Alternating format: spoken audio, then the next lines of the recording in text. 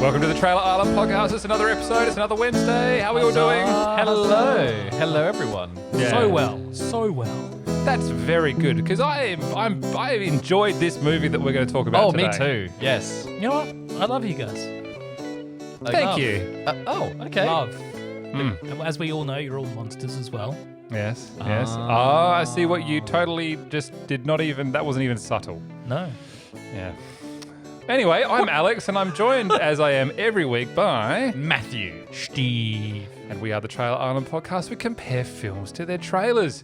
Did the film deliver what the trailer promised? And this one, you know, compared to last week, this was an easy watch. Would we agree? It's a very, very easy watch, but a pleasant watch. It's probably the easiest watch I've had in quite a long time. Oh. Maybe for the podcast as well. Interesting. Is it as easy as it was for Matthew to purchase his new watch? Because that thing, Yeah, they didn't. that watch that you've got is seriously... Yeah, they didn't need. So I ordered this online from the island internet, and they didn't need to deliver it to me. They just basically rolled it down a hill, and it found its way to me because it's so big. Yeah. I know we're in a completely non-visual medium. Yeah. Being a Hey everyone, podcast. look at my watch. Man had to buy a dishwasher with his watch. That's Anyway. literally his dinner plate is on his wrist. Yeah. And- Please never, ever, ever make that noise again. Okay, no promises. One more time.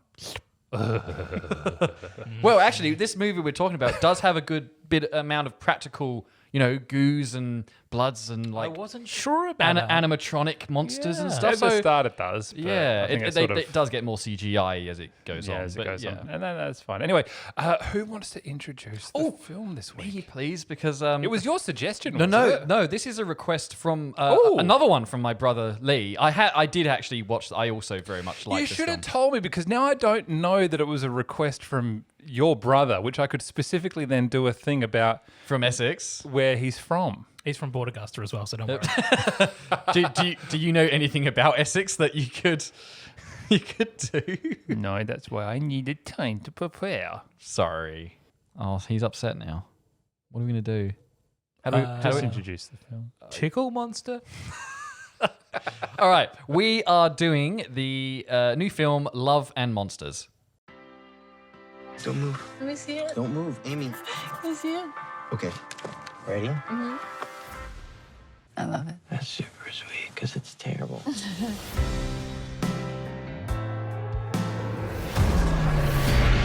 Oh my God. Where have you been, Joel? Amy, I love you. I'm gonna come find you. The day of the monster uprising was the day I lost everyone.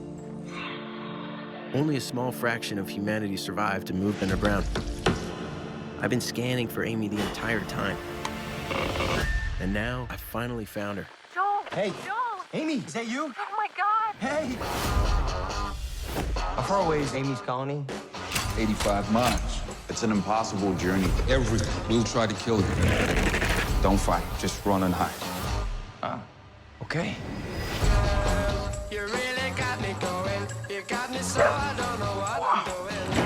You all alone? Me too. You don't have to talk about it. You wanna come with me?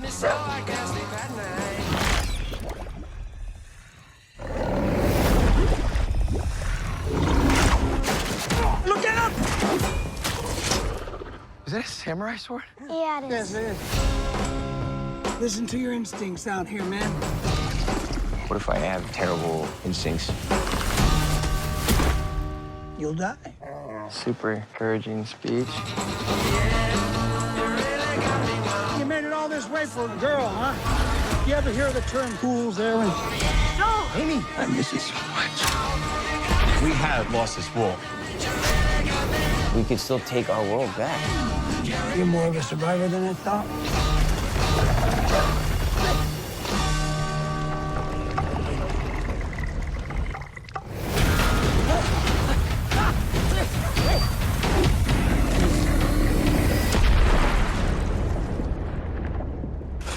That was awesome.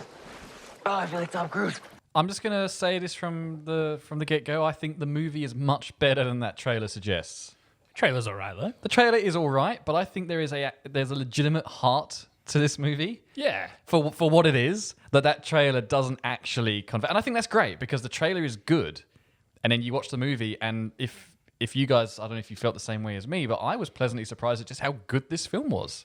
There are a lot of payoffs. Like Yeah. there is a lot going on in this movie. For, even though it's sort of a fun adventure, post-apocalyptic. Indiana love Jones comes to stories. mind for me. Didn't come to mind for me, but that's okay. The trailer is a bit misleading It is. because it implies that he has, it's about him searching for this girl that he used to know. In the film, he already knows where she is. Yeah, well, he knows exactly where he's going. It's what. Well, in the trailer, they come out and say she's 85 miles away. True. Yeah, but the trailer says he's been trying to search for her on these radio frequencies, where in fact in the film itself, he's already been talking to her.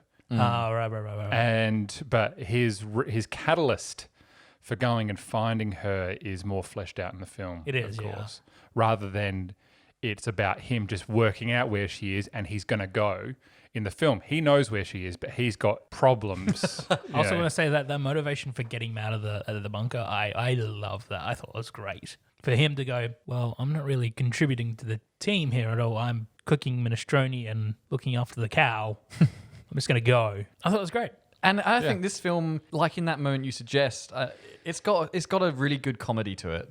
Yeah. It's a very endearing comedy. It's not like a Deadpool kind of in your face comedy, but it's a bit kind of I guess I've already said it. Endearing is probably the best word for it for me.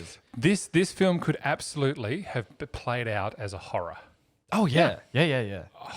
One of those just everything is against you. It's a monster film, but this is done in a really nice way that's just fun.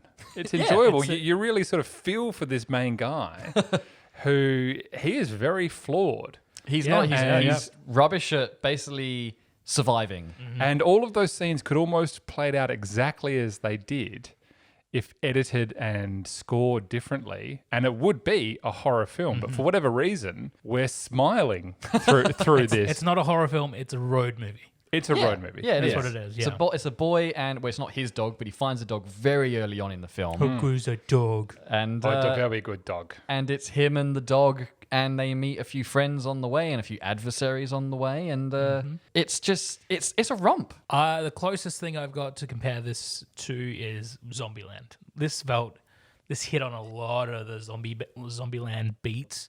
And not just in terms of like the road movie itself, it's also got the relationship sort of character arc there as well. Yeah, I got a lot of Zombieland out of this. I think that there were a lot of films that this was pulling from, and it did it quite well. Like the start of it gave me it felt a bit Men in Black. Yeah, It's like you're discovering this world for the first time. And I really enjoyed the story that this was telling. I don't know if it's based on a book or a comic, is it? I don't know. apparently not. Apparently not. I think it's just been sort of a screenplay that's been floating around for almost 10 years, sort of been production hell, blacklist sort of thing, and only really found its feet in 2018. Well, should we talk about what the story is actually about? Because we have our main character, Joel, and Joel is trying to find Amy. And now they were in California, and they were... It's not California. Isn't it? Oh no, it's set in California, but it's been shot in Brisbane, Australia. Oh, I know. Well, I was going to talk about that later because We'll get to that. the shot of in the trailer of they're in a suburban Californian street. I'm like, that's Australia. It does not look like anywhere other than Australia. Well, okay. We're talking about the story. Yes, sorry, Okay. yes, The story focus. is that they live in California, and there's a big media, and it's, this is very Lord of the Rings. The prologue is exactly how Lord of the Rings tells its story. Sure, yeah. Matthew, just roll with me here, okay? all right. Because it's telling you a little story at the start to get you catch you up with what's going on. It does it through his sketchbook of sorts, doesn't it? Which is nice. I like his little sort of artist thing. And a meteorite is coming to Earth, and Earth is like, oh, no, you're not going to get us with that meteorite. Because we're all New Zealand. Sure. We're all Korg, yeah. We're all Korg now. Why not? And they're like, okay, we're going to shoot some big old ballistic missiles up at this thing. And they've used some sort of really dodgy chemical to make it work. And they've stopped the meteorite. But all those chemicals have now come down on Earth and turned all our little bug friends into big, giant, scary monsters.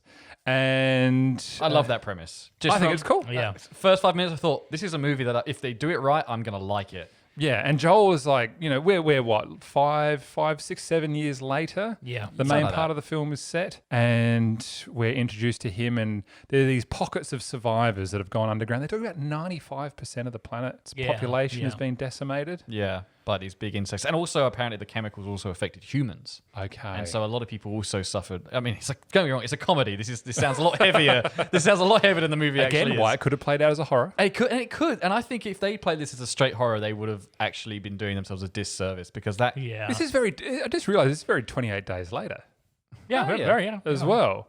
So, that's probably the other extreme of an example. Like, I find it difficult to imagine that as a comedy. But we can always dream. And so it's Joel. And he is in one of these colonies with about a dozen people.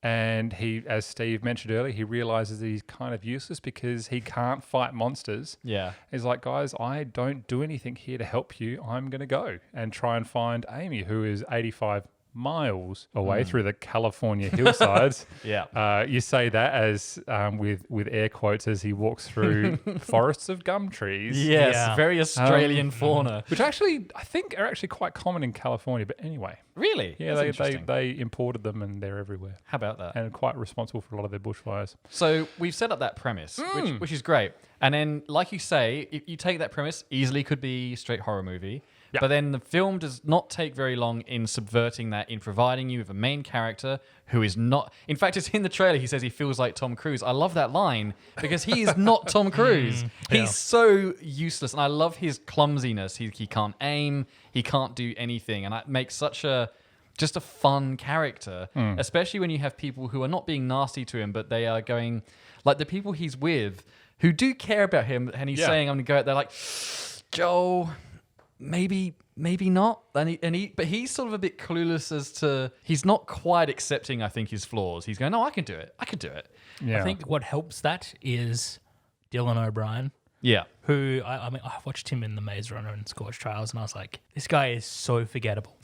So forgettable. Like, I don't remember a word he said. harsh. Him in this is great, playing the awkward guy, doing like the real sort of everyman character. Yeah. It actually works for him. It does, but he also has that.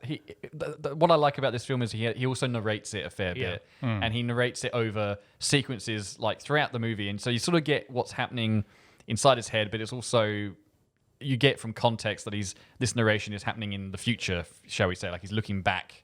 It's almost like he's telling you the story, and so there are these great moments where the film is edited quite well, where he's like freezing, or because he freezes up in moments of danger. So I've got a pretty serious freezing thing, and it's to me it was just those little subtle things like the fact that the voiceover interacts with what he's doing in the current scene, plus the cutting around that elevates what could have been actually a fairly forgettable movie, elevates it into a higher class of filmmaking for me.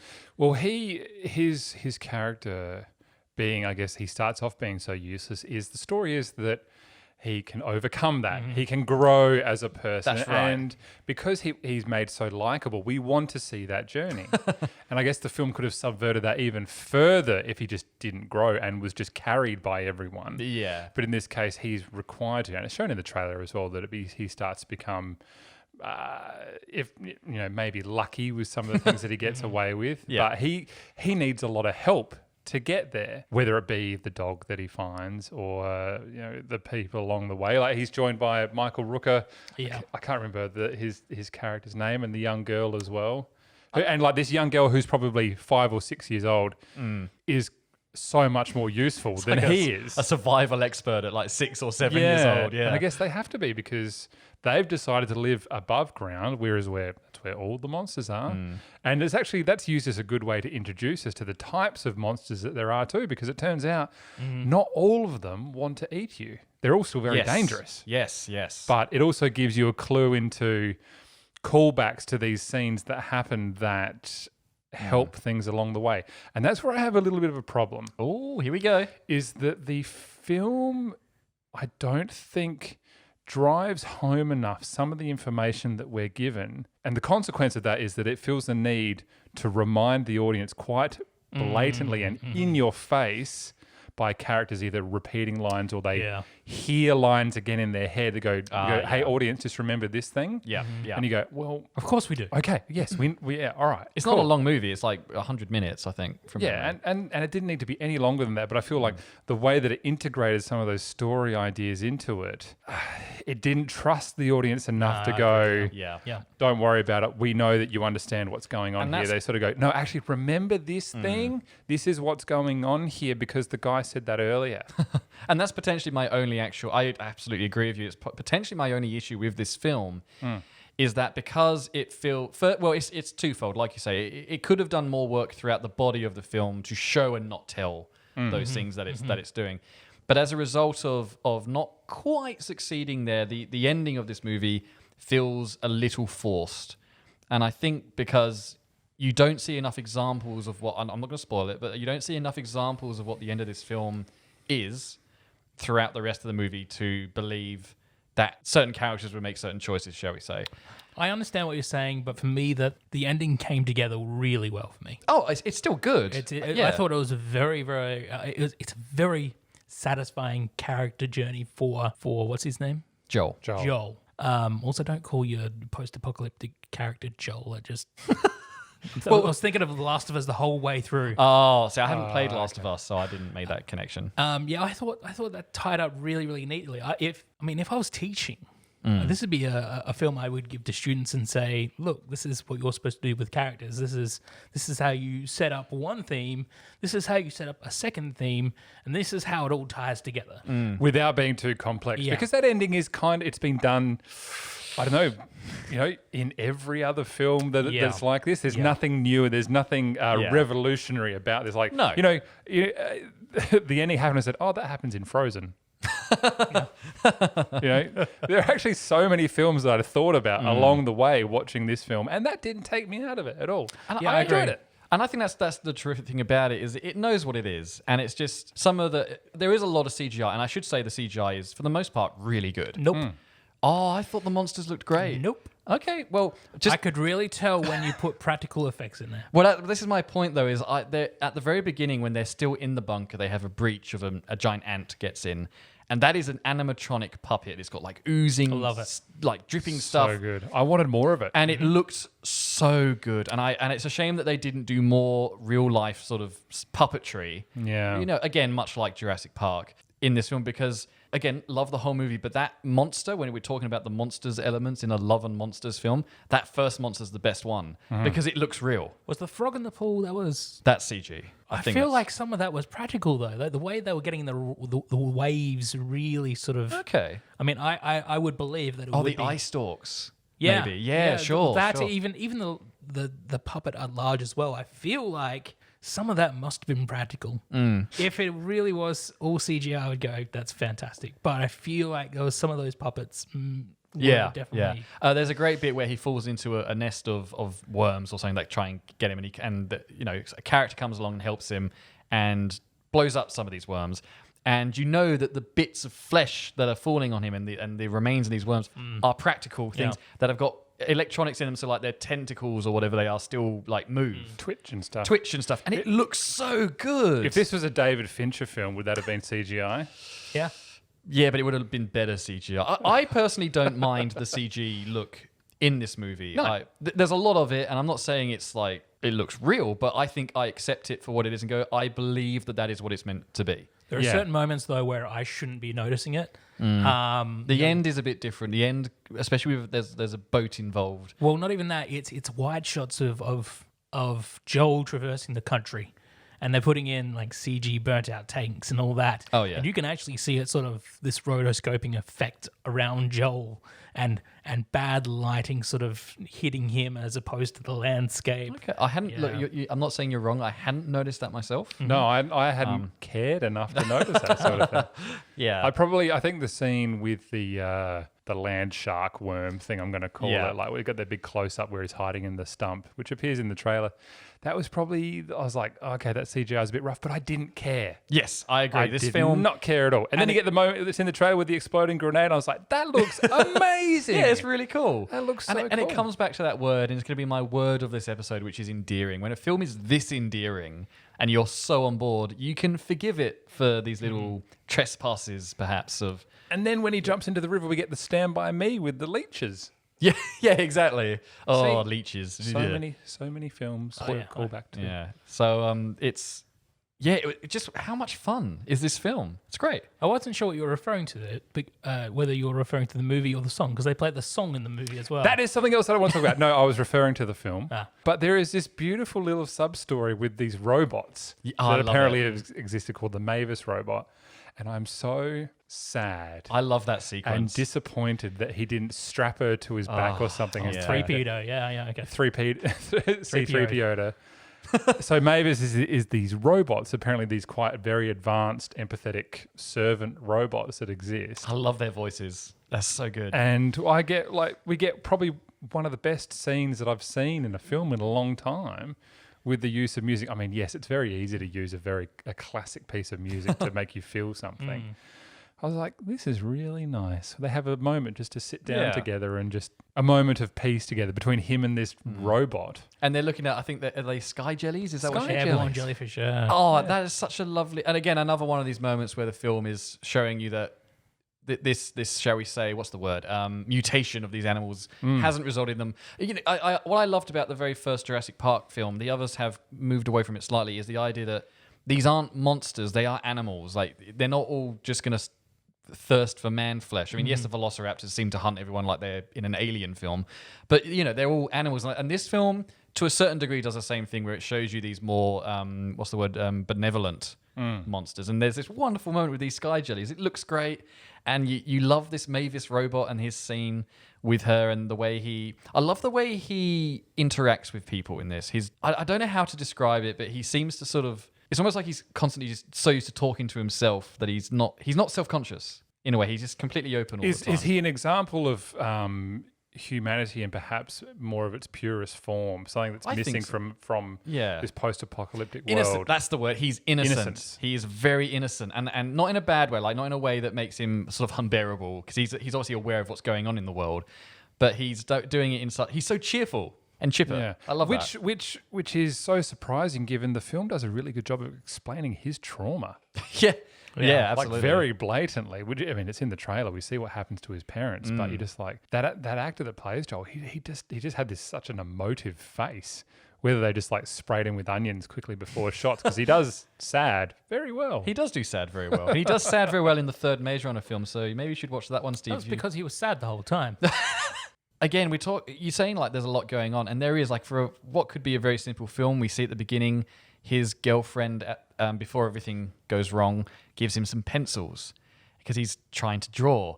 And he is an artist, and you see some of the stuff he's done later in the film. It's really good, but you also see those pencils that he's still got, and they're like down to stubs. Yeah, and it's great. It's really cool. I think there's a lot of effort went into the detail of some of these things, because we see at the start like the people who are part of their clan who have passed or have been killed, and you see a picture, like you think, okay, there's just some random pictures, but there's effort gone into it when we see him being rescued when everything hits the fan before as the apocalypse is happening. Oh yes. And one of the people pulling him away is someone that we've seen earlier who's now passed away on this picture wall. Yeah. I was like, you know what? There is a lot of effort going into this. And Absolutely. Is this an Australian film? No.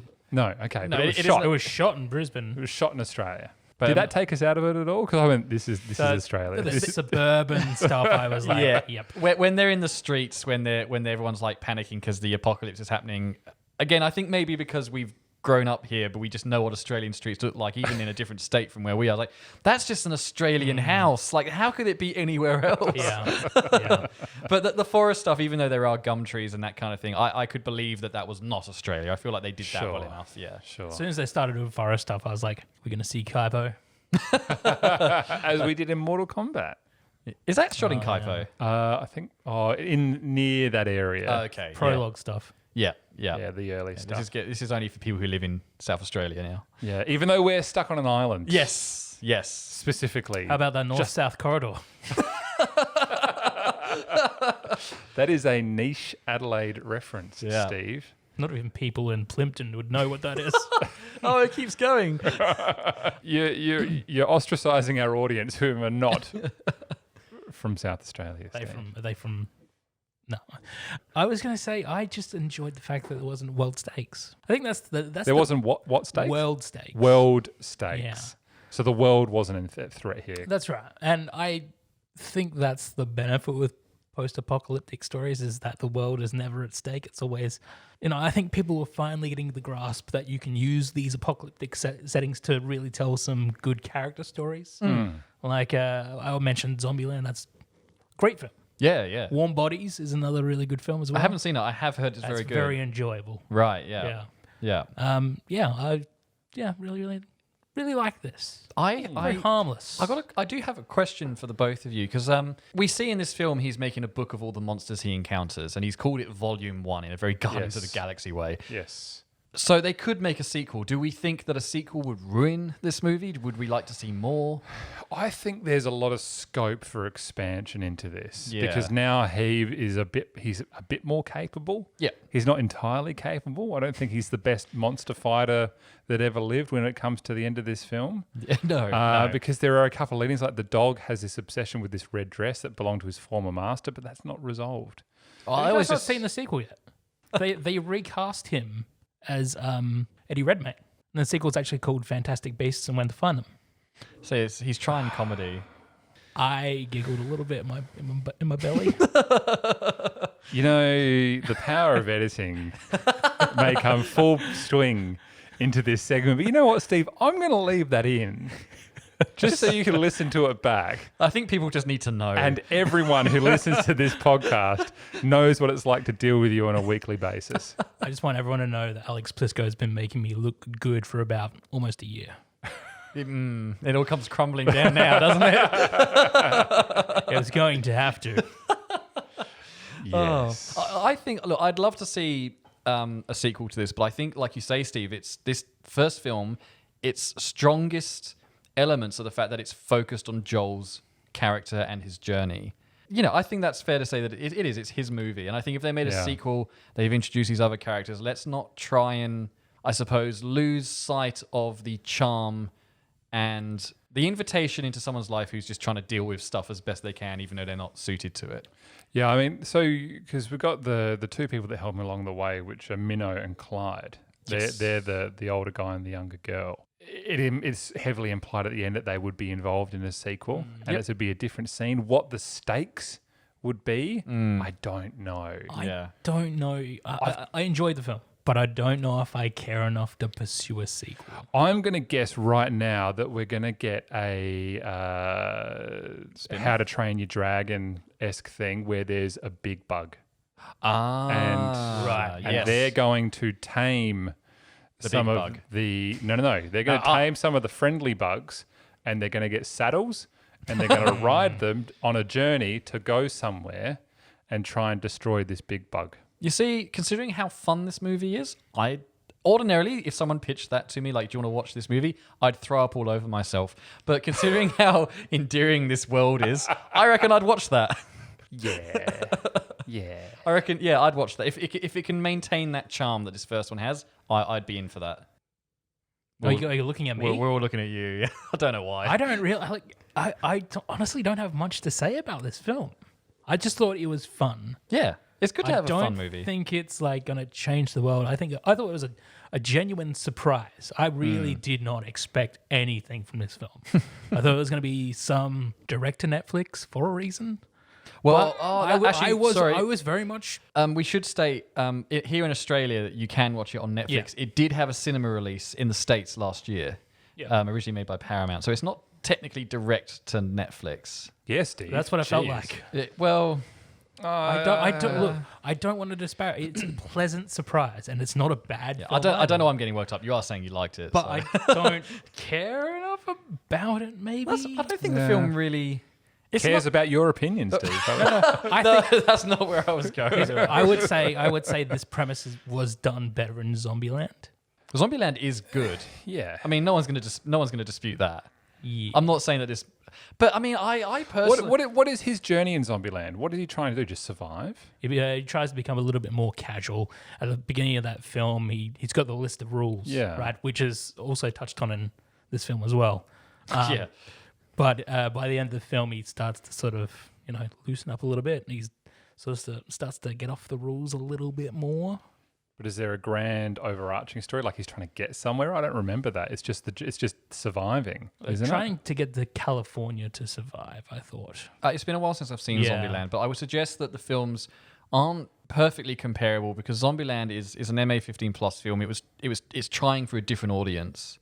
They are both comedies for pretty much. They're just apocalypse comedies, but that this film is much more. I hate the phrase youth adult film, but I think it is pitched towards the kind of 15-year-old or families who would go and see this. I think a family could see this. Yeah, I think.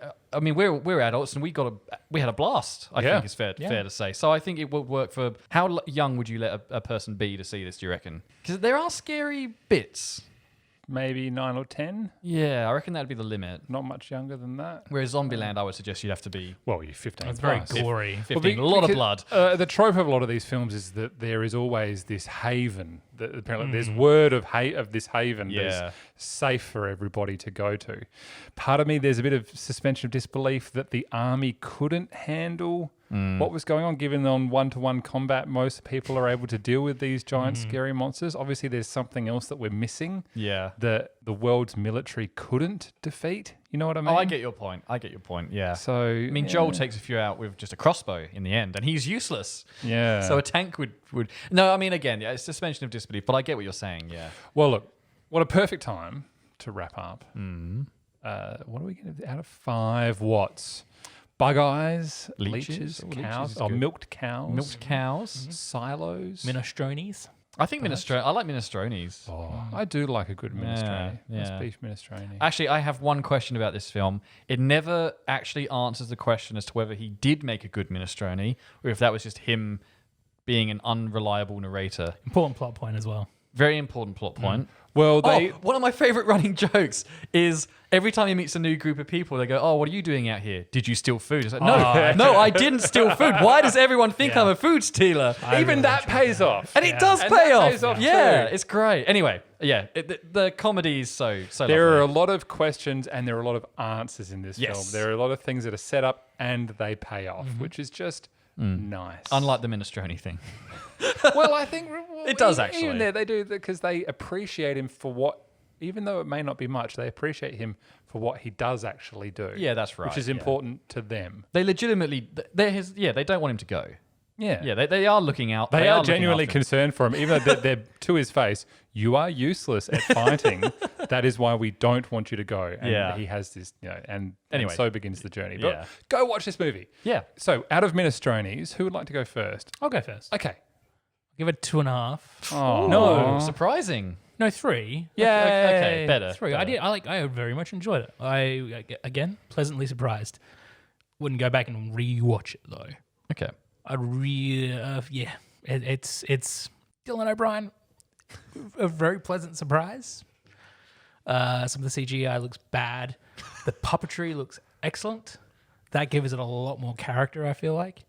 That's all I got to say. Okay. That's fair enough. Again, it's like you say, it's a pretty harmless movie. Yeah. and it's I think all the better for that. Going back to the trailer, this film that trailer is perfect. I would suggest it really gives you that. You know what the film's going to be from that. So that was great. So I still didn't think the film was going to be as good as it is, though. I was so genuinely surprised at how not average it was. I really think it's a legitimately good film. I really loved it, and I've seen it a few times. I'm going to give it 4.5. Oh. I really, really enjoy a good adventure monster film. There you go. Well, I started watching this and put it on, started watching it.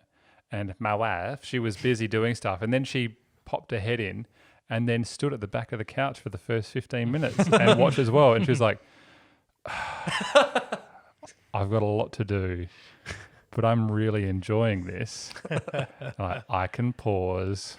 And so, and yeah, I think that's a good indication of it, is that if you don't want to think about things too much, the film does it all for you. Yeah. And it does it in such a loving and friendly and fun way there are questions and answers and payoffs, and there are some, there are some beautiful moments in this. Like Matthew, you mentioned in the film Nobody, you wish you saw it again for the first time. Yeah. And there are scenes in this film that make me go, I wish I could see that again for the first time, because I was like, this is so engaging and emotional and friendly and fun. And I'm going to share your score and go 4.5 as well. Wonderful. Yeah, I think just that half is perhaps I don't know that I'll go back and watch it again immediately. Sure. And the things that I raised earlier about the film not trusting its audience enough to know what's going on, or it didn't develop those things enough, but that it's small compared to just how much fun I had watching this film. It is. I think that's the best word. It's fun and endearing. I love that word, endearing. It suits this one quite well. And innocent. No. Yeah. That's a solid 12. 12, yeah. Yeah. Math's good, yes. Yeah. I'm very good at it. We'd survive well, wouldn't we? Yeah. Anyway, not to put any stress on you. Matt, rap. Will everyone do the things and message us? No, actual rap. Oh, I will not be doing I'll lay that. down the beat. No, everyone, thank you for... That's been the Trailer Island podcast for this week. Thank you, everyone, for tuning in. With new episodes every Wednesday. So please send through requests, send us messages, let us know what you thought. Your brother requested this.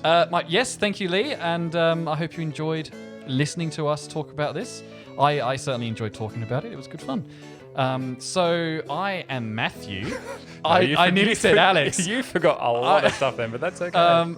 I'm Matthew. I was joined by Alex. and Steve, shepherd of old people. And you can find us on all the social networks, all the social media things, all the places, the beep boop bups. We got the Facebook, we got the Twitter, Instagram, some of the other things. Don't forget about our Yahoo answers. Yes, that one. You can Google us. We've got a website. And Facebook message. and all that kind of thing. What's the email? The email is Trailer Island. No.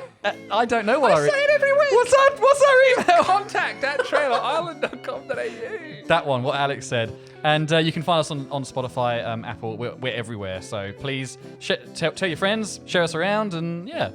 He really got into like some slam poetry. yeah. didn't he? Whoa! Good. I thought I ordered a large coffee. Our live leak is just shut down. Good night. This is a Narrative Network podcast.